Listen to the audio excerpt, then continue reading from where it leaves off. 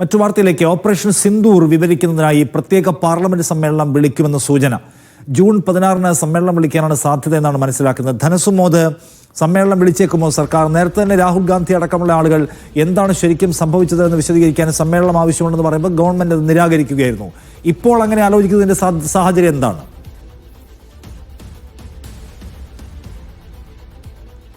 ഈ സംയുക്ത സേനാ മേധാവി അടക്കമുള്ളവർ നടത്തിയ വാർത്താ സമ്മേളനത്തിലും മാധ്യമങ്ങൾക്ക് നൽകിയ അഭിമുഖത്തിലും ഇന്ത്യയുടെ വിമാനം അപകടത്തിൽപ്പെട്ടു എന്നുള്ളൊരു കാര്യം തുറന്ന് സമ്മതിക്കുന്നുണ്ട്. അതിനുശേഷം അവർ തന്ത്രങ്ങൾ മാറ്റി എന്ന് പറയുന്നുണ്ടെങ്കിൽ പോലും പക്ഷേ ഇപ്പോൾ അവർ വിളിക്കാനുള്ള ഒരു ആലോചന മറ്റൊരു കാര്യം കൊണ്ടാണ്. കാര്യം ഇപ്പോൾ ഈ വിദേശത്തുള്ള സംഘങ്ങൾ, പ്രതിനിധി സംഘങ്ങളിൽ കോൺഗ്രസിൻ്റെ എംപിമാർ, അതായത് ശശി തരൂർ, സൽമാൻ ഖുർഷിദ് തുടങ്ങിയവർ വളരെ കൃത്യമായിട്ട് തന്നെയാണ് കാര്യങ്ങൾ ബോധ്യപ്പെടുത്തിക്കൊണ്ടിരിക്കുന്നത്. അവരുടെ വാക്കുകൾ രാജ്യത്തെ ഒരു സർക്കാരിനെ മൊത്തം ഒരു പ്രതിനിധീകരിക്കുകയും ഒരു വലിയ തരത്തിലുള്ള ഒരു പ്രതിരോധം കേന്ദ്ര സർക്കാരിന് തീർക്കുന്ന തരത്തിലാണ് ശശി തരൂർ അടക്കമുള്ളവർ സംസാരിച്ചുകൊണ്ടിരിക്കുന്നത്. പാകിസ്ഥാൻ്റെ ഇത്തരത്തിലുള്ള എല്ലാവിധ അതിക്രമങ്ങൾക്ക് ഒരു മറുപടി തന്നെയാണ് കൊടുത്തിരിക്കുന്നത്. ഭീകരാക്രമണം നിരന്തരം നൽകിയ ഒരു പാകിസ്ഥാന് മറുപടിയാണ് കൊടുക്കുന്നത്. മാത്രമല്ല, കൊളംബിയയിൽ ശശി തരൂർ സന്ദർശിച്ചു കഴിഞ്ഞപ്പോൾ ആ രാജ്യം നേരത്തെ ഇന്ത്യയുടെ സിന്ദൂർ ആക്രമണത്തിൽ അപലപിച്ചിരുന്നു. ഈ അപലപനം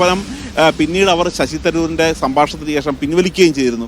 ഈ സാഹചര്യം ഒരു പോസിറ്റീവായിട്ട് തന്നെ എടുക്കാം എന്നുള്ളൊരു കാര്യം കൊണ്ടാണ് പാർലമെൻറ്റ് സമ്മേളനം വിളിച്ചു കൂട്ടാം. അത് ജൂൺ 16 എന്നുള്ള ആലോചന നടക്കുന്നത്. മാത്രമല്ല, 25-26 തീയതികളിൽ നേരത്തെ ഒരു പാർലമെൻറ്റ് പ്രത്യേക സമ്മേളനം വിളിച്ചുകൂടാൻ കേന്ദ്രത്തിന് ഒരു പ്ലാൻ ഉണ്ടായിരുന്നു.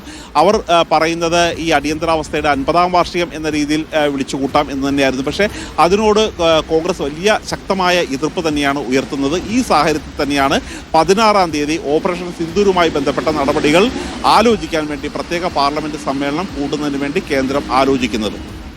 കോൺഗ്രസ് ഈ കാര്യത്തിൽ സമ്മേളനം അനിവാര്യമാണെന്ന നിലപാടിൽ ഉറച്ചു നിൽക്കുന്നുണ്ടോ? ഇപ്പോൾ ഇന്ത്യക്ക് എന്തുമാത്രം ഫൈറ്റർ ജെറ്റുകൾ നഷ്ടമായി, സർക്കാർ വിശദീകരിക്കുന്ന കാര്യങ്ങളിൽ വ്യക്തത കുറവുണ്ട് എന്ന പോയിന്റിൽ ഇപ്പോഴും ഉറച്ചു നിൽക്കുന്നുണ്ടോ രാഹുൽ ഗാന്ധിയും കോൺഗ്രസ് നേതൃത്വവും? ധനസുമോദ്,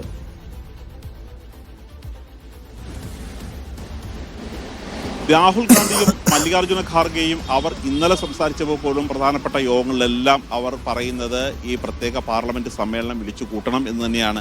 അതിനവർ കാരണമായി പറയുന്നത് ഒരു കാര്യം, കാർഗിൽ യുദ്ധത്തിന് ശേഷം എന്തൊക്കെയാണ് കാർഗിൽ സംഭവിച്ചത് എന്ന് അന്വേഷിക്കാൻ വേണ്ടി എംപിമാരടങ്ങുന്ന ഒരു സമിതിയെ വിളിച്ചു ചേർത്തിരുന്നു. പ്രത്യേക യോഗം പാർലമെന്റിൽ നടത്തിയിരുന്നു. ഈ ഒരു സാഹചര്യം വാജ്പേയിയുടെ അതേ മാതൃക തന്നെ നരേന്ദ്രമോദിയും പിന്തുടരണം. എന്തൊക്കെയാണ് സംഭവിച്ചത് എന്നുള്ളൊരു കാര്യം അല്പാൽപമായി പലപ്പോഴും ചില അഭിമുഖങ്ങളിലൂടെ മാത്രമാണ് ഇപ്പോൾ പുറത്തു വന്നുകൊണ്ടിരിക്കുന്നത്.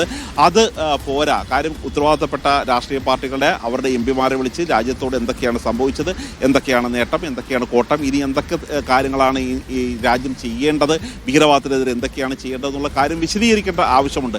അതിനുവേണ്ടി ഒരു 2 ദിവസത്തെ പാർലമെന്റ് സമ്മേളനമെങ്കിലും വിളിക്കണം എന്നുള്ള ആവശ്യത്തിൽ കോൺഗ്രസ് ഉൾപ്പെടെയുള്ള ഇന്ത്യ സഖ്യം ഇപ്പോഴും ധനസുമോദാണ് ഡൽഹിയിൽ നിന്ന് വിവരങ്ങൾ നൽകിയത്. ജൂൺ 16 ഓപ്പറേഷൻ സിന്ദൂറുമായി ബന്ധപ്പെട്ട വിശദാംശങ്ങൾ പങ്കുവയ്ക്കാൻ കേന്ദ്ര സർക്കാർ ഒരു പാർലമെന്റ് സെഷൻ വിളിച്ചു ചേർത്തേക്കുമെന്നതിന്റെ സൂചനകൾ പുറത്തുവരുന്നു. നേരത്തെ തന്നെ കോൺഗ്രസ് ഈ ആവശ്യം ഉന്നയിച്ചിരുന്നു.